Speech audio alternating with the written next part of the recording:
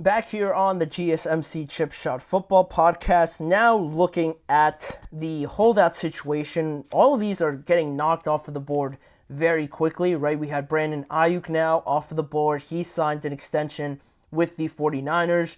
Then we have Trent Williams just restructuring his current contract just today. That news broke today, so that's another one off of the board. CeeDee Lamb was knocked off a while ago, and now we're still stuck on Haason Reddick. We're still stuck on this situation with the New York Jets because it's been weeks since we last heard about anything regarding Reddick and a potential new contract.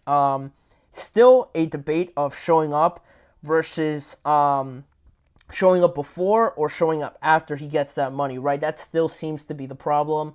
Haason doesn't want to step foot in the facility without getting his money.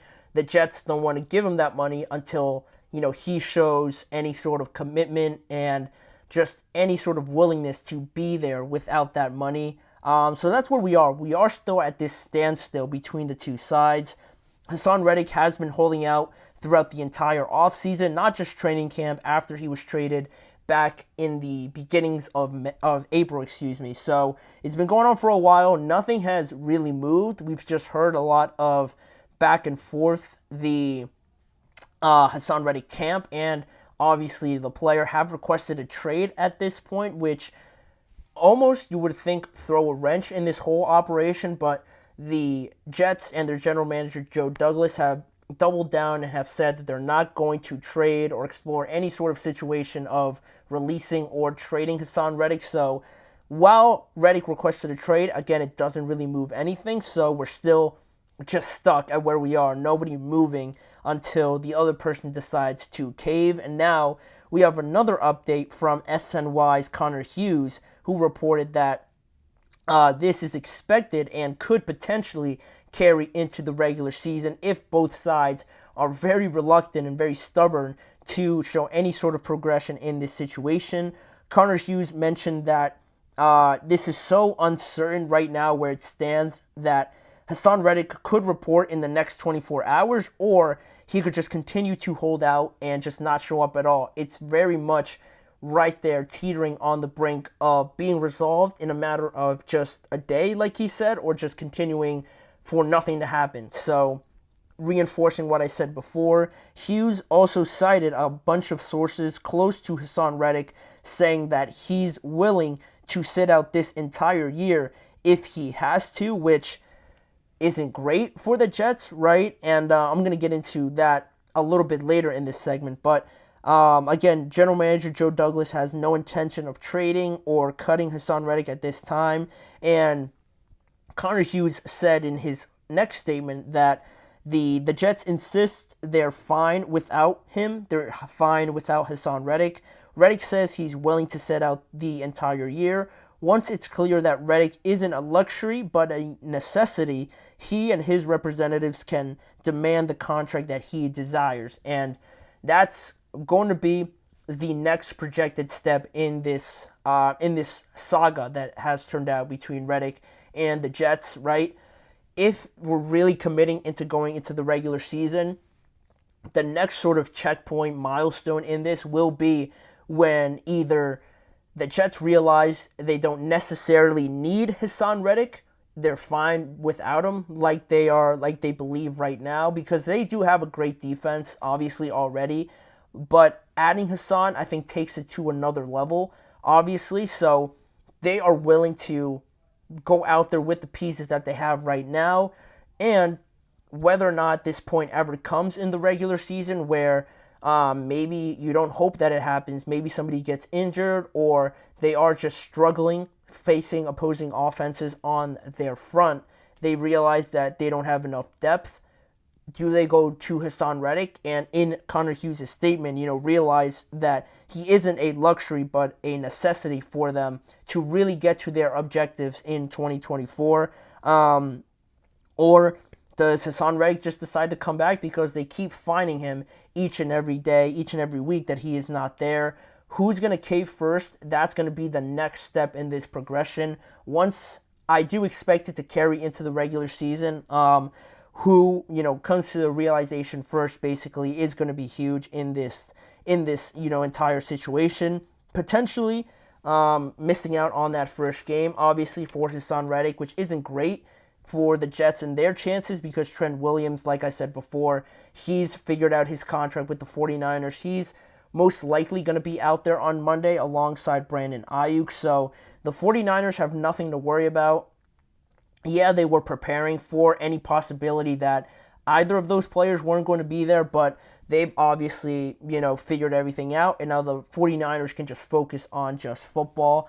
And realistically, it gets to a point now where you look at this situation and how it's kind of similar to the Jamar Chase situation and him holding in as well, right? Because those are the two main ones left at this point in time.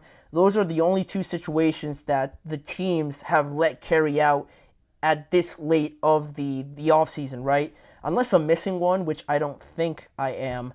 Just trying to remember if I'm missing any. I don't think I am.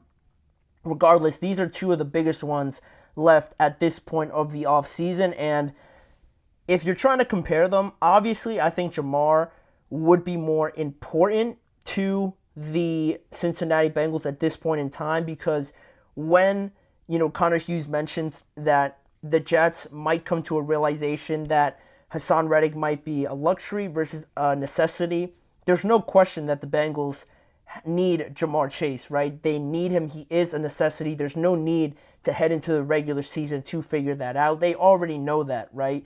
Realistically, on the field, Jamar Chase is more of a need for the Cincinnati Bengals because they're not going to go anywhere remotely close to winning the division, playoffs, or anything like that without Jamar Chase. But the Jets are capable of getting there because their most important piece is going to be Aaron Rodgers, and he is healthy. He is ready to go for Monday. So it's not the same level there, but the point I wanted to touch on before on the Jets just realizing that just give him the contract basically at this point in simplest terms for Haason Reddick for a couple reasons, or just the main reason being that I think it really says a lot about the Jets and their intentions this year, whether or not they figured this out before the regular season, right? I think taking everything into account, the long journey that the Jets have survived through, getting up until this point, right? A lot of treacherous, awful years, bad quarterback play. You draft Sauce Gardner, you draft Breece Hall, you bring in Garrett Wilson.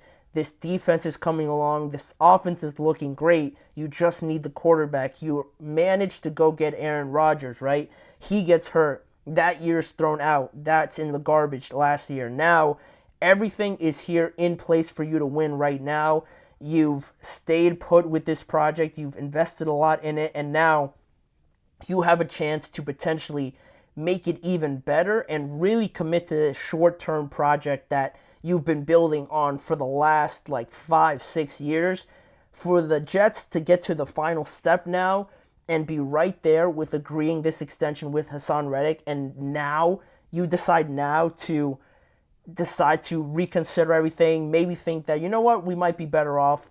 Let's hold out and see where we are in 3 or 4 weeks or something like that in the regular season. You can't have that approach when you're so close to really committing to this short-term project, because that's what it is at the end of the day. Because Aaron Rodgers, he's not here for 5-6 years. He's going to be here for the next 2-3 years. So that gives you, I think, a good window to extend Haason Reddick 3 years with an option in that fourth year or something like that, or a max of 3 years or something like that, to commit and go all into this project, right? Again, that you've just been building over the last 6 to 5 years to get to this final step and really solidify yourself as buying in. You're not hesitating. You're really committing to this project and sending it and just extending Haason Reddick before the season starts. I think that would send such a reaffirming message to not only the Jets fans, but everybody in the NFL that the Jets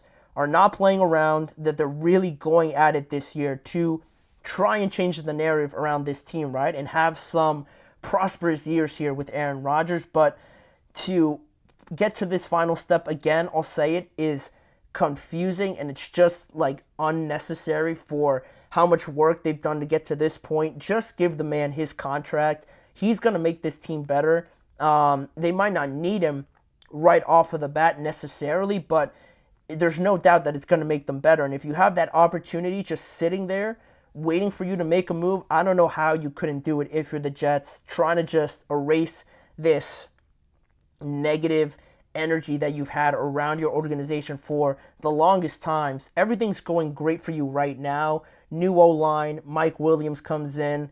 You already have great young studs on your team already. Now you have the quarterback.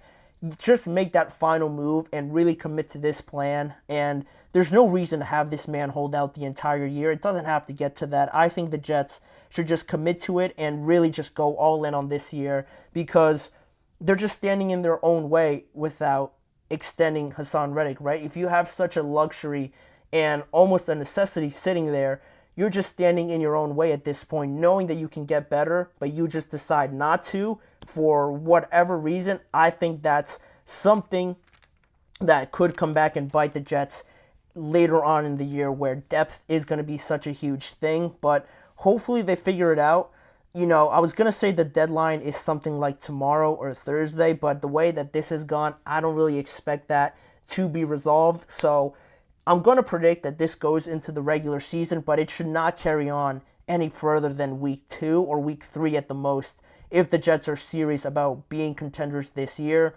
That's just how I feel about it. I don't know how you don't use Haason Reddick if he's just on your team, just sitting there, but hopefully the Jets come to their senses a little bit here and extend him the sooner rather than later, obviously. But that is that segment. We have one more to get to on today's show, just predicting the final standings in the AFC East between the Patriots, the Bills, the Jets, just talked about them, and the Miami Dolphins. So we're going to get to that right after this break.